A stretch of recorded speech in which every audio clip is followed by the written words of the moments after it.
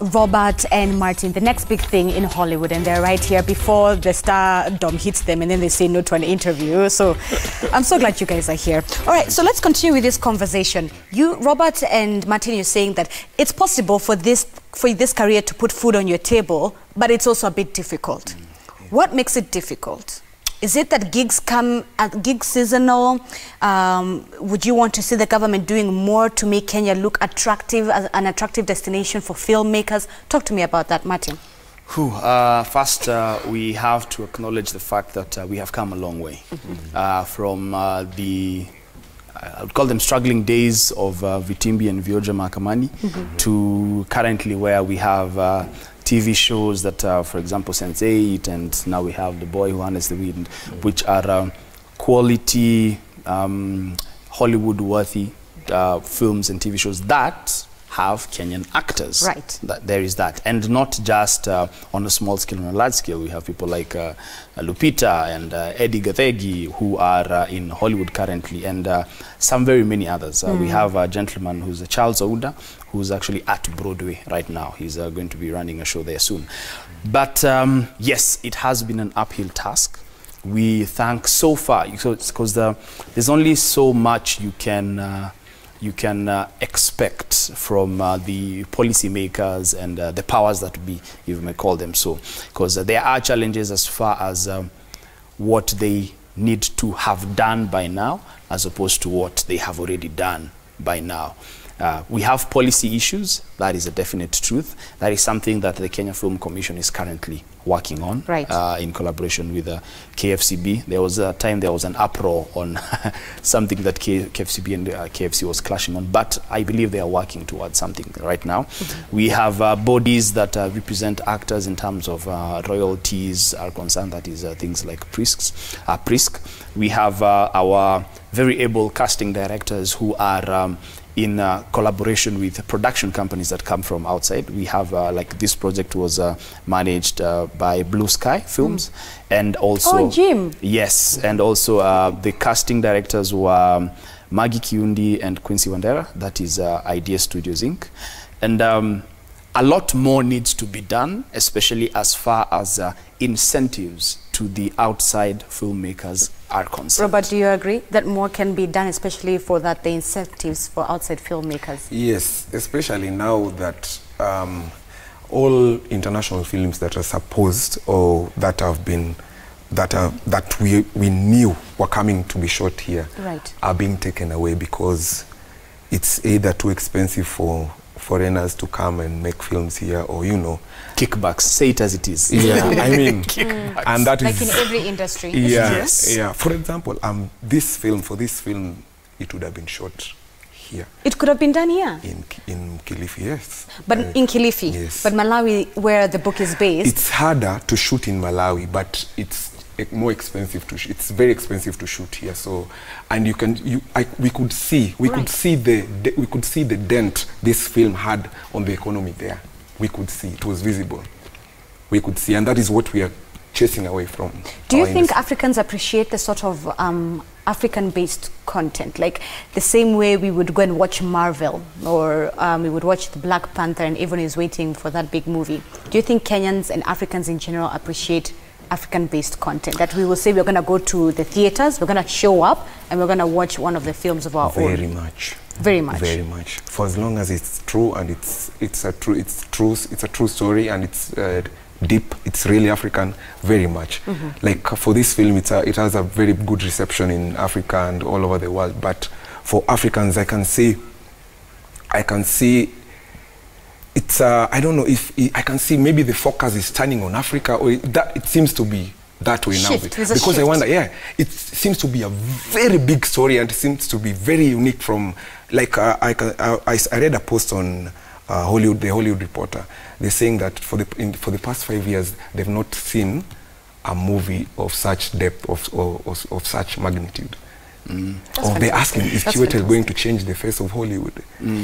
Max, as you sit here in Nairobi at such a young age, do you feel you can be the next Eddie Gathegi, the next Lupita Nyong'o, the next, and I also ask the same to all of you as well, the next faces representing Kenya, the African continent in Hollywood? Do you believe that? Well, I believe in achieving the utmost best, and as I am right now, I've not gotten to that point. So you're yet to scratch even the surface. I still have a long way to go, but right. I know I will get there, and I should get there. So I believe in it very much, and I'm hoping that in the next coming years, I get to a point where I can influence everything that's happening around me through filmmaking. Through filmmaking. Yeah. What are you considering for university? Considering in terms of course? Yes. At the moment, electrical and electronics engineering. Yes. I tell you. All right. This boy. I know. At your other side, I do this. You even wonder how he's an artist. Yeah. Huh? We see you. Max, I mean, not Max, rather, Martin. Let me come to you. A little bird tells me you're dating. Married, not just dating. Married. Very married. Very much married. Yes, with a child. What happened with a child? Yes. So what happens when you're given a role of conflict where you have to kiss, for example, your co-host? You had to ask that when my wife is watching. How does that conflict, how do you handle that conflict of interest? Well, I will say this. First, there's an element, in my home, there's an element of trust. Okay? So that we put on the side, that is the foundation. You've developed that with her? Yes. Okay. Yeah. All right. Second, as I said initially in this interview, when I am acting a role, I am out of myself and I get into that specific character. And when I'm in that character, I will do the things that that character should be able to do. Yes, I have my own moral compass, if I may call it so, and there are also limits to what I can allow that character to do. Because if I fake it too much, Martin will know that if my character is Robert, Martin will know Robert, this is not what Robert would do. But that is something that if the story needs it, I will need to do it. You will need to do. Yes. But Robert, sometimes what happens now when you get a role that is in conflict with your own personal beliefs, your own personal integrity and ethics? How do you work around that? Well, number one, as an actor, you need to be able to choose what you want to do. Yes. Oh, there's that conversation you can have with directors and writers? You can say, you have to be very say comfortable. No. Yeah. Some things, so most, religion, politics, it depends on the content, or with the role, or or sexuality. There are many controversial things that may push you away from different roles, or maybe you just don't like the story.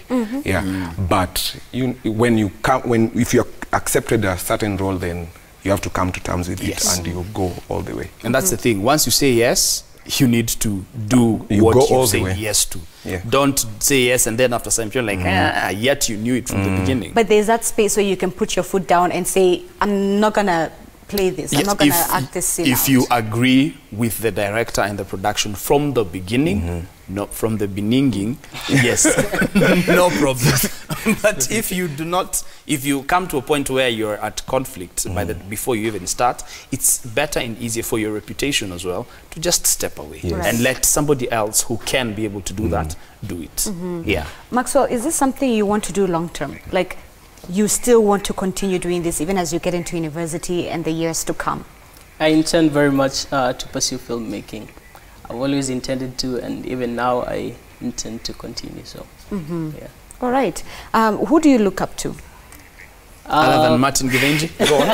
Okay, other than Martin Githinji, I look up very much to Chiwetel Ejiofor.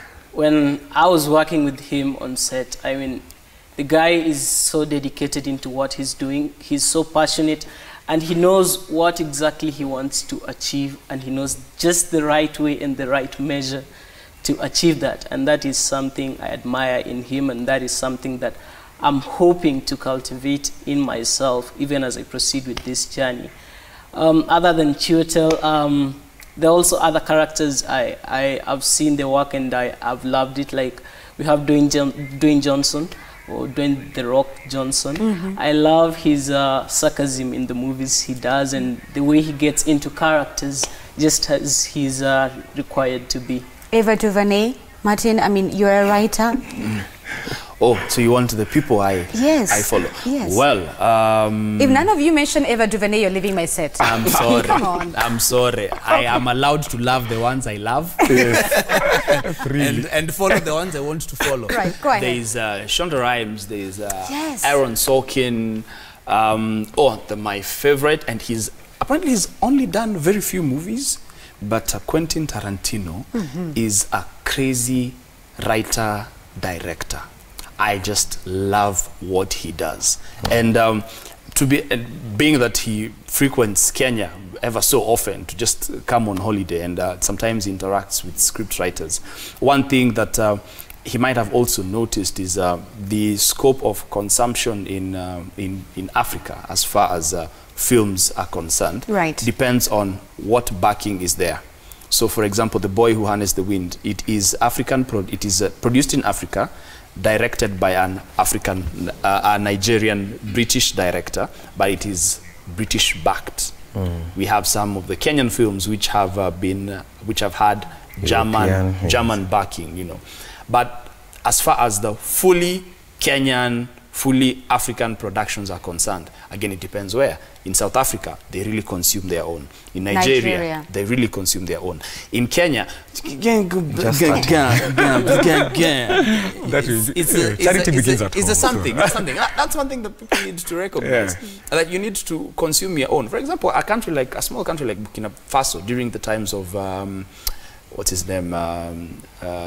Forgetting the president. He was killed there. I'm forgetting. But anyway, there's a time in Burkina Faso they shifted the consumption from, like, you need to consume everything that is ours. So from the food, textile industry, everything, they just consumed everything that there was there fast for them to be able to grow to where they are right now. They're a small country. So in Kenya, we need to also embody the same. Okay. Robert, who for you do you look up to? Who inspires you? Well, there are many, but Marlon Brando, I'll say Marlon Brando, and Tony Hopkins, Robert De Niro, Al Pacino, Chiwetel. Chiwetel was one of the people, in fact, he was one of my best black actors. And I just walked into the audition room and looked at him like this. I could not believe he was there. I could not believe I was following him all through. Right. Yeah, so. And speaking of that, how easy is it for someone to get their big break? Is there anything like big break? I don't think so. It's not for you really to decide. Unfortunately, well, it's the universe. It's not. When, let me tell you, when the universe conspires to give you what needs to be on your path, it will. Right. For example, the beautiful lady who has filled all the speeches of politicians in Kenya, Lupita Nyong'o, when they are referring to Kenyan acting abroad, was fortunate, you know. She did put in her work, a lot of work, as most of us and all actors do. You put in a lot of work, but one day it might be the simplest of roles, or it might be the most complex of roles that will actually give you that recognition. It's like what we might call now trending online. You do something for 10 years, nothing. Then one day you're just bored, you record something and then you throw it online, you go to bed. And then when you wake up, Taka Taka is a trending song. You're like, oh, now I'm a celebrity. Exactly. You know, okay, you know, so you can't really say, but one thing you have to be is, they say luck is when opportunity meets preparedness. So you have to be prepared for it. Otherwise, you'll miss the door or the window when it opens. Yeah. Maxwell, do you feel as if you lived in Hollywood, if you lived in America rather, vis-a-vis if you lived in Kenya, that perhaps your acting career, your acting journey would be in a different place right now? I don't think so. I don't think so. Because they found me in Kenya. So they found you. I like that. Yeah, they found me in Kenya. If I was, let's say if I was living in a place closer to Hollywood, maybe I would not have done this film. And so they, let's just say it's grace that they are able to locate you where you are, and it does not really matter where you are. Just keep on doing what you're doing, and when the right time comes, you'll be located at the exact point where you need to be located at. Right, when the time comes. When the time comes. Robert, you've been mentioning, especially at the beginning, because you've done theatre. Yes. And Maxwell, Martin, you mentioned the issue of Broadway. What is the difference between theatre, Broadway and film? Just demystify that for us. Well, first, Broadway and theatre is just the same. One thing. Yeah, that is, so it's just different. It's a different place. It's in New York and we're here. But theatre is basically acting on stage, and it's a different technique from screen. You know, everything is loud and more pronounced than, yeah.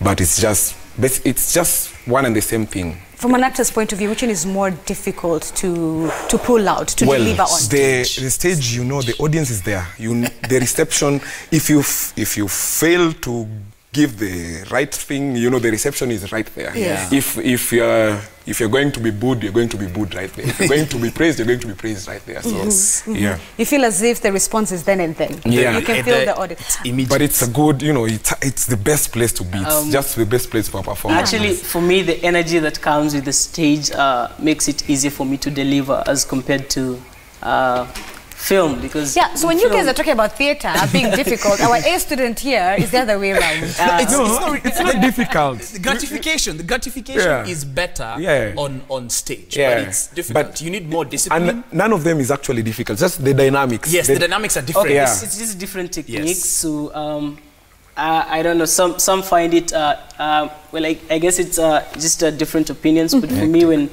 when I'm on stage, I find it easy. Of course, there's a bit of tension. How will the audience respond? But after some time, I get into the moment. As compared to filmmaking, where you have to be, I don't know how to put it, you have to be real. You don't have to act. You have to be real and as natural as one can get to be. And you know, when we started, we used to do set books. Do you know how many books we traveled with? Like, we would go on a certain school with 4 or 5 books. Yes. Set books on like 2 English books and 3 Swahili books.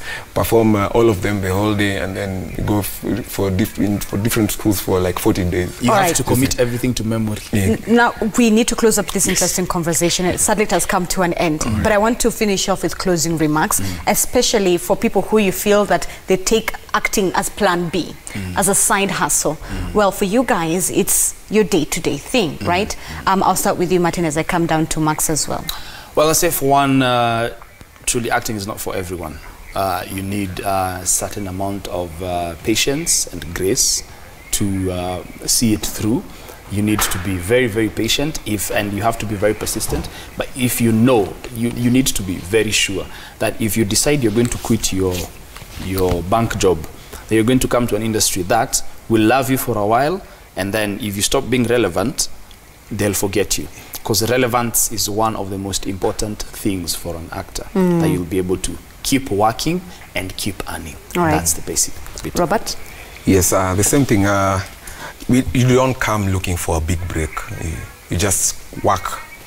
Everything will just fall into place. Just work and focus on your race, on your track. Just keep on your track.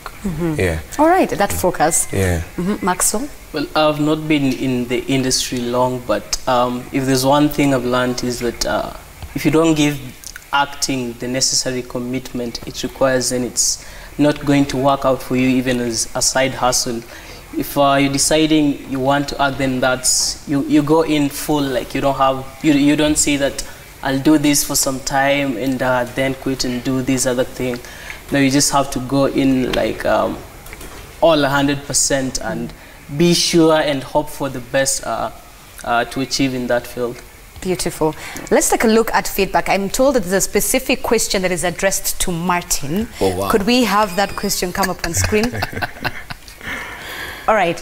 It says, I knew that guy from Sue na Johnny who acted as Johnny. Fake and I feel like he can help me out with my passion for acting. I have never acted before and I really believe I can make a good actress. I have passion for this, not Hollywood, but local ones. Kindly pass this message to him. Maybe this is the only chance that I got. All right. Wow. Thank you very much for for that. I will say this.